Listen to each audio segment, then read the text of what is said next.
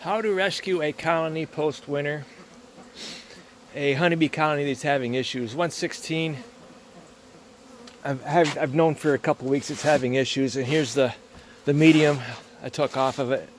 And during winter I took the bottom deep away, and I'm checking them today because I'm giving most of the colonies their bottom deep.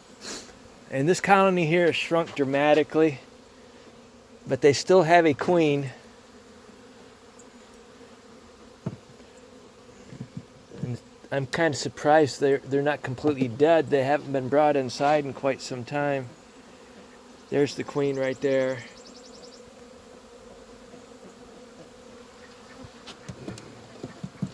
Okay, the first thing I do after I locate the queen is I put the two frames together, and I don't want to get them all riled up. I take out the frames.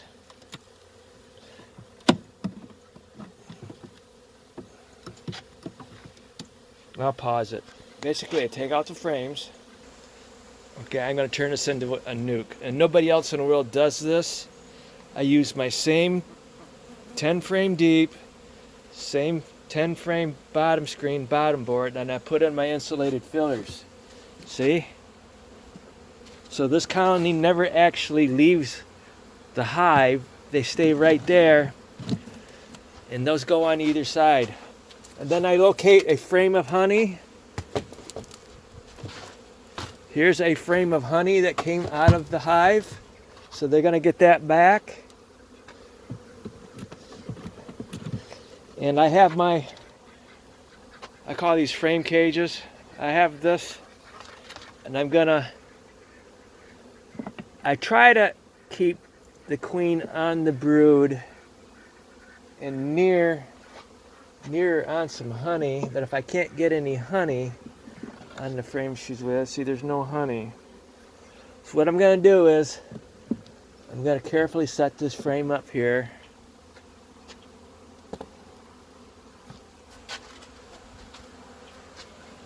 Put the cage over her.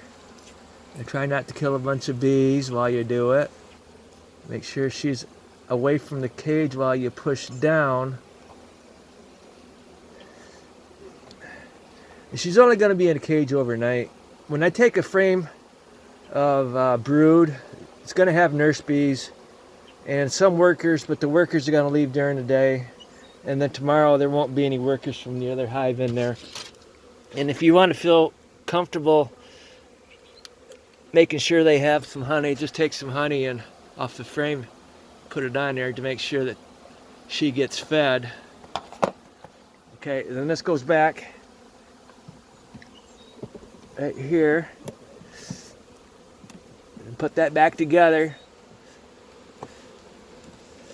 The last couple days I've been taking brood away from large colonies and giving them to the small colonies that have issues, and I haven't done these here. So basically you pick the colony that looks the biggest. This one right here just got a new queen. It was a split I did a few days ago, so I'm going to leave that one alone. But this one right here, 63, looks promising, so I'm going to pause this and I'm going to open 63 up. Yeah, it looks like this one's nice, a good sized colony. A lot of my queens will lay in the honey super at the end of winter, early spring, because that's where all the honey is. They finished all the honey down there, and I put a shim in between, but a lot of them still move up. So that's okay, because that makes it easier for me to get brood. I don't actually have to get to the deep. So I always check the medium first, and if I don't find any brood up there, then I know it's down there. And what I do is I locate the queen. Never assume you have a frame that doesn't have the queen. Locate the queen first, and then set that frame aside, and then take other frames where there's no queen on. Okay, pause again. There's a lot of brood in this colony, so don't be lazy and assume the queen's down there and skip looking for her. Go ahead, separate the medium from the rest of the hive, and then take these frames out. Start with a frame that has the least amount of bees, of course. Locate that queen before you assume you have a frame without the queen. Pause again. There's the queen. And sometimes when you're looking for the queen, it's the very last frame you check. That's just the way it goes. So I know where she is. She's not up here. So I'm going to carefully put her back in and put the frames back together the way they were. And then I'm going to take some brood out of that. Okay, this is the one I selected. I know it's a medium frame, but it's going to be in there long enough to get that colony restarted. Then when I give this colony their medium back, I'm going to take that frame out. But I'm going to also make sure that medium frame's in between two deep frames. And these are two deep frames. So I open it up. Take that frame. Temperature's around 70 today, so I have a little bit of time to work with these. If it were colder, I would do this a lot quicker. And any frame that it's got brood on it, I would make sure it's next to other frames of bees. And also what I'm going to do, because this is a large colony, I'm going to take this frame here. I know it's got a good amount of nurse bees on it, and I'm going to set it right here.